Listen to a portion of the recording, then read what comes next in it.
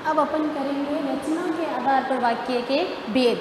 रचना के आधार पर वाक्य के 3 भेद किए गए हैं।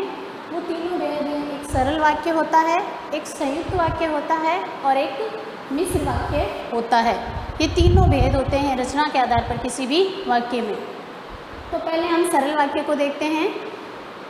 सरल वाक्य की खासियत होती है कि एक तो ये पढ़ते ही समझ में आ जाता है सीधा सा।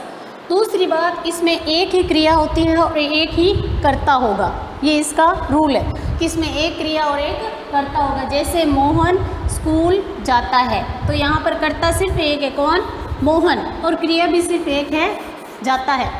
वो स्कूल जाता है, ये एक ही क्रिया है, तो इसलिए ये सरल वाक्य हैं। सरल वाक्य में कर्ता और क्रिया के अलावा और भी बहुत सारी चीज़ें होती है, जो होती है कर्म और पूरक और क्रिया विशेषण। क्रिया विशेषण जो क्रिया की विशेषता बताता है। कर्म और पूरक आपको पहले वीडियो में बता दिए गए हैं। संप्रदान, अधिकरण, करण, अपादान, ये सारे कारक उसमें हो सकते हैं। तो ये था अपना सरल वाक्य, जो बहुत ही इजी है, आपको आराम से समझ में आएगा। इसमें होता क्या है, एक कर्ता होता है और एक क्रिया होती है, एक छोटा सा वाक्य होता है। संयुक्त वाक्य, इस वाक्य में 2 या 2 से अधिक मुख्य या स्वतंत्र उपवाक्य होते हैं। एक वाक्य होगा जिसमें 2 या 2 से अधिक स्वतंत्र उपवाक्य होंगे। स्वतंत्र उपवाक्य का मतलब है कि अगर आप किसी एक वाक्य को आधे वाक्य के बाद जब आप उसको छोड़ दो तो दूसरे वाक्य का आपको अर्थ समझ में आ जाएगा, या फिर आप पीछे वाले वाक्य को छोड़ भी दो तो एक मीनिंग आपको समझ में आ जाएगा। जैसे दोनों उपवाक्य पूरा, एक देखो इसमें और है, दोनों उपवाक्य पूरा अर्थ देने वाले होने चाहिए। अभी मैंने जैसे आपको बताया कि आपको आधा वाक्य पढ़ोगे तो भी आपको समझ में आ जाएगा। एक प्रकार से आप ये मान सकते हो कि इसमें 2 या 2 से अधिक सरल वाक्य होते हैं। इसमें योजक चिन्ह यूज होते हैं, जैसे वो आपस में जुड़े होंगे, जो 2 उपवाक्य होंगे वो आपस में जुड़े होंगे। वो किससे जुड़ेंगे? और, तथा, या, अथवा, किंतु, लेकिन, इसलिए, ये सारे योजक चिन्ह होंगे जो उन दोनों वाक्यों को आपस में जोड़ेंगे।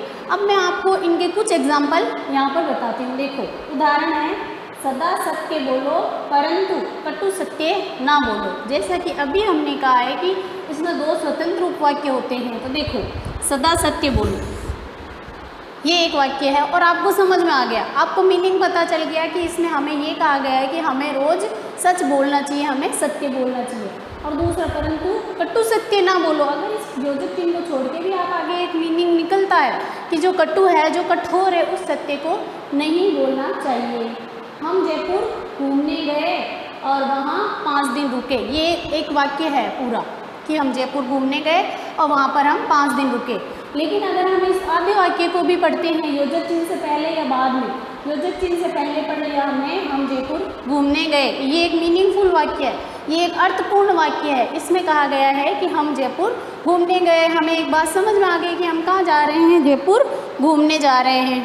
और दूसरी बात, वहाँ 5 दिन रुके, ये भी एक मीनिंगफुल है कि हम जयपुर में कितने दिन रुके, 5 दिन रुके। तो ये दोनों ही वाक्य स्वतंत्र रूप से अपना अर्थ देने में सक्षम है, योजक चिन्ह से जुड़े हुए हैं और 2 वाक्य आपस में हैं, साथ में हैं, तो इसलिए ये संयुक्त वाक्य में आते हैं। एक और उदाहरण, वह बीमार है अतः आने में असमर्थ है। देखो, वह बीमार है, यहाँ तक आते ही एक मीनिंग दे देता है कि कोई है जिसकी तबीयत खराब है, मतलब वो बीमार है, और आने में असमर्थ है, ये भी एक वाक्य है कि वो आ नहीं सकता, उससे नहीं आया जाता। तो ये किससे जुड़ा हुआ है? अतः से। तो ये है संयुक्त वाक्य। मुझे पूरा भरोसा है कि आपको संयुक्त वाक्य अच्छे से समझ में आ गया होगा। आपको इन योजक चिन्हों का अच्छे से ध्यान रखना होगा, इन्हीं से जुड़े होते हैं। जब आपको बनाना होगा एग्ज़ाम में, आपको कोई वाक्य बनाना होगा तो आप इन योजक चिन्हों के माध्यम से बना सकते हैं। आप इनको याद रखोगे तो आप इजीली किसी भी 2 वाक्य जो होंगे उनको आप जोड़ सकोगे। एक या से भी बनता है, या वाले लगभग विपरीतार्थक होते हैं। इसमें होता है जैसे वह आएगा या नहीं आएगा, मतलब आना और नहीं आना अपोजिट है, आपस में विपरीत है, तो इसलिए इसमें या का प्रयोग लगभग होता है। अब हम आगे करेंगे मिश्र वाक्य। बच्चों, सरल संयुक्त के बाद अब हम करेंगे मिश्र वाक्य। मिश्र वाक्य में 1 से अधिक उपवाक्य होंगे। इसमें सरल में एक ही उपवाक्य होता था जिसमें एक कर्ता एक कर्म था, और संयुक्त में 2 स्वतंत्र वाक्य थे, और इसमें एक से अधिक उपवाक्य होंगे बहुत सारे, जो कि संयुक्त में भी थे। इसमें एक उपवाक्य प्रधान होगा, संयुक्त में प्रधान नहीं था। संयुक्त में दोनों जगह दो वाक्य थे, तो दोनों ही प्रधान थे अपने आप में, दोनों स्वतंत्र थे। इसमें ऐसा नहीं, इसमें एक उपवाक्य प्रधान होगा तथा एक से अधिक उपवाक्य प्रधान उपवाक्य पर आश्रित होंगे। एक प्रधान वाक्य होगा और बाकी जितने भी वाक्य होंगे वो इस प्रधान वाक्य पर आश्रित होंगे। इसमें योजक चिन्ह यूज होते हैं कि ये जोड़े किससे जाते हैं, कि, यदि, अगर, तो, तथापि, यद्यपि, जैसे जैसे, वैसे वैसे, और 2 योजक जो साथ में आए। इसमें लगभग ऐसे योजक चिन्ह होते हैं जो एक साथ 2 आए, तथापि, यद्यपि, जैसे वैसे, जिसकी उसकी, जैसे जिसकी लाठी उसकी भैंस। तो इस प्रकार जिसकी उसकी इन से जुड़े हुए वाक्य आते हैं, योजक चिन्ह आते हैं, तो उसमें जो वाक्य होंगे वो मिश्र से ही रिलेटेड होंगे।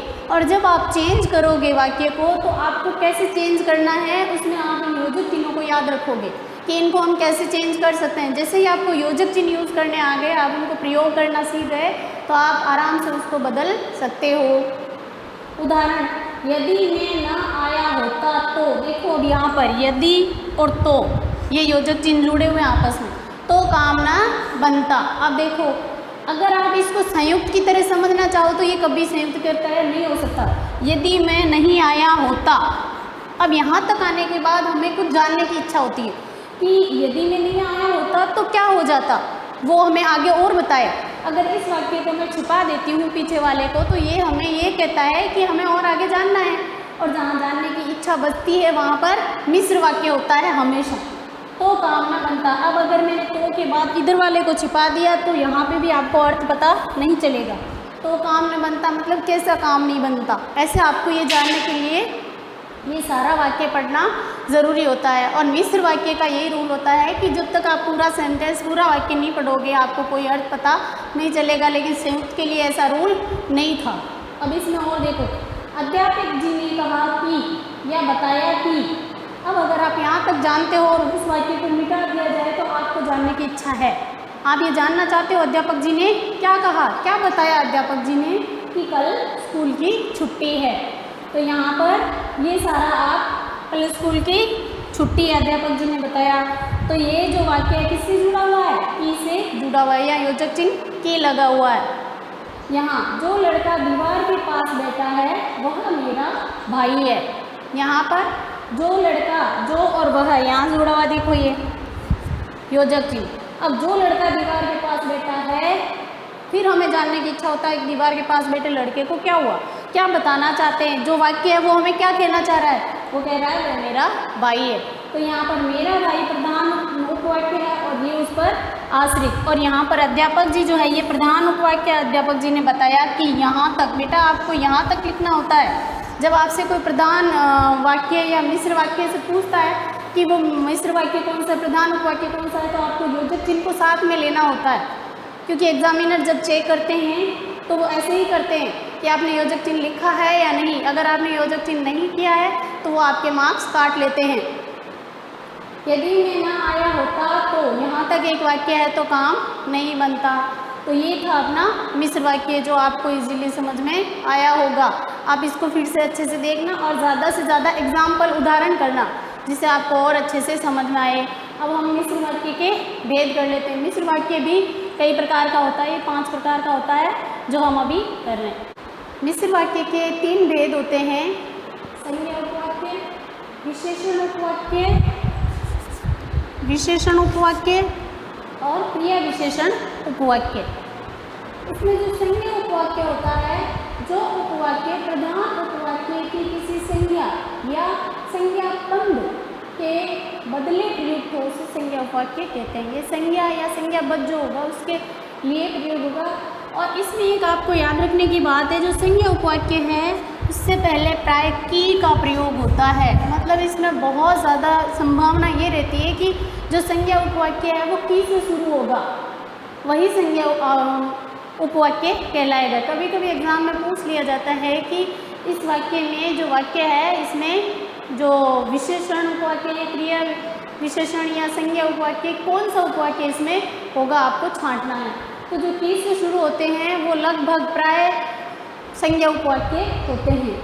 देखो, जान पड़ता है कि माताजी कुछ अस्वस्थ है, ये की से जुड़ा हुआ है और माताजी संज्ञा है, तो ये कौन सा वाक्य हुआ? मिश्र वाक्य का संज्ञा उपवाक्य भेद है।